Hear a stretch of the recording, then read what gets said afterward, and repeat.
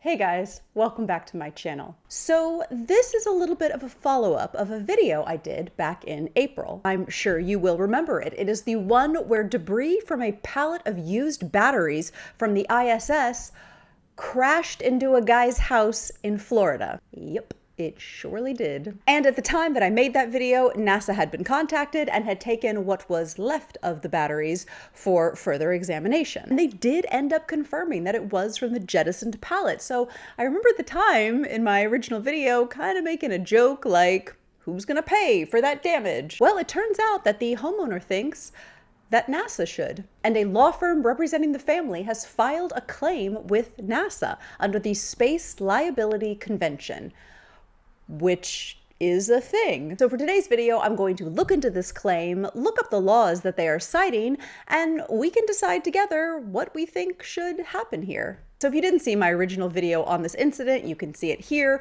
or I will post a link in the description. But just for a brief recap, Alejandro Otero's home in Naples, Florida was hit by a piece of space junk on March 8th, 2024. He wasn't home at the time, but his son was, and the impact, or rather the sound of the impact, was captured on his Nest camera.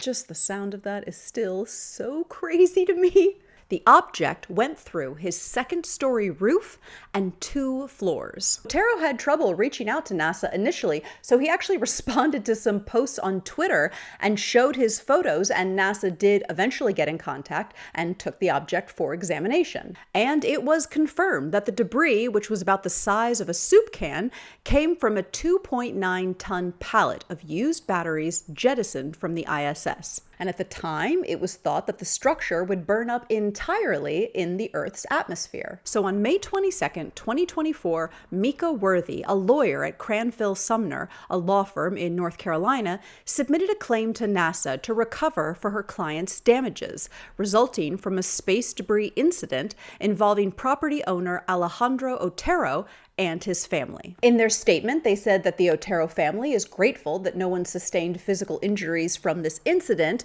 but a near-miss situation such as this could have been catastrophic. But they point out that under the Space Liability Convention, that NASA would be liable for the damage that the debris had caused in another country.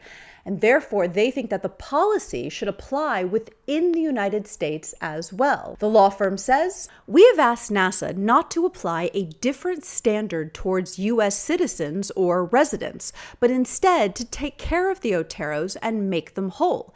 The damages for the Otero family members include non-insured property damage loss, business interruption damages, emotional and mental anguish damages, and the costs for assistance from third parties required in the process." Additionally, the Otero's homeowner's insurance carrier submitted a simultaneous claim for the damage to the property. So I'm assuming they also want NASA to pay for a potential payout they made, but of course I am just speculating here. I have no idea. Now this is interesting because this incident could set a precedent for how governments and private space companies deal with compensation for victims of similar incidents in the future. Though less severe than what happened in the Otero home, there have been several reports of crashing space debris that have occurred in the last year, including portions of a SpaceX Dragon trunk found in Canada and North Carolina, and a piece of an Indian Space Research Organization rocket landing on a beach in Australia. Now, this Space Liability Convention thing had me curious. What exactly does the Space Liability Convention even say? And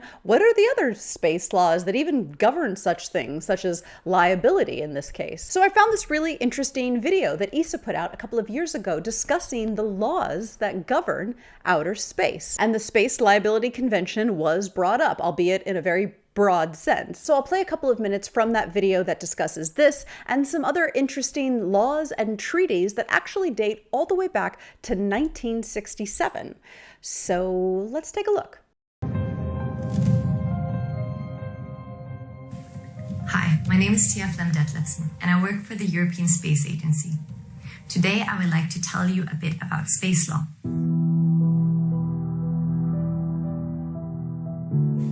Just like on Earth, we we have laws in outer space that tells us what states are allowed to do. These laws were made at the United Nations Committee for the Peaceful Uses of Outer Space, and they were made to make sure that space was used for peaceful purposes and for the benefit of all humankind. The main treaty is called the Outer Space Treaty, and it says that everyone shall have access to use and explore outer space as long as they follow the rules in the Space Treaty and in international law in general. That means that states are not allowed to send up weapons of mass destruction into outer space, and they may also not harmfully contaminate another planet. The Astronaut Rescue and Return Agreement says that states shall render all possible assistance to an astronaut in distress. We also have a liability convention because, just like on Earth, if an accident occurs, we want to know who is liable for the damages. The Liability Convention tells us that if the accident occurs in outer space, we have to look at who is at fault. The Registration Convention says that states shall register their space objects. This way, we can have a better overview over the man-made activities in outer space. And finally, we have the Moon Agreement. It has some principles about how we should conduct our activities in outer space.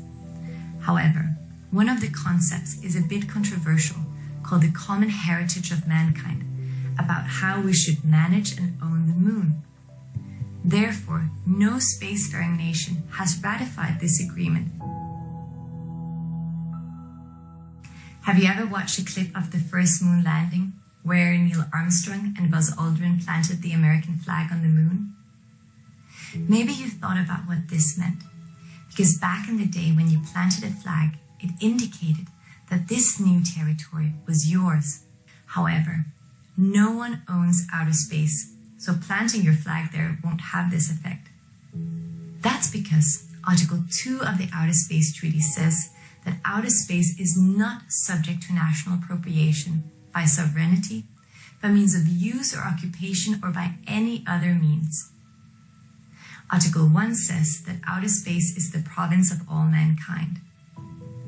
So, if you go to outer space, you're not allowed to bring back your own souvenir because space belongs to all of us. I actually really like that last one. No personal souvenirs, you guys. Space belongs to all of us. But also I'm like, really? None of those astronauts smuggled anything back? No, like, secret moon pebbles? Probably not. Now, actually reading the Space Liability Convention, it's actually pretty long. It's got like nearly 30 articles or something. But I think Article 7 is what the law firm is referencing. The provisions of this convention shall not apply to damage caused by a space object of a launching state to A, nationals of that launching state. And that's Mr. Otero. He is a national of the launching state, which in this case is the US.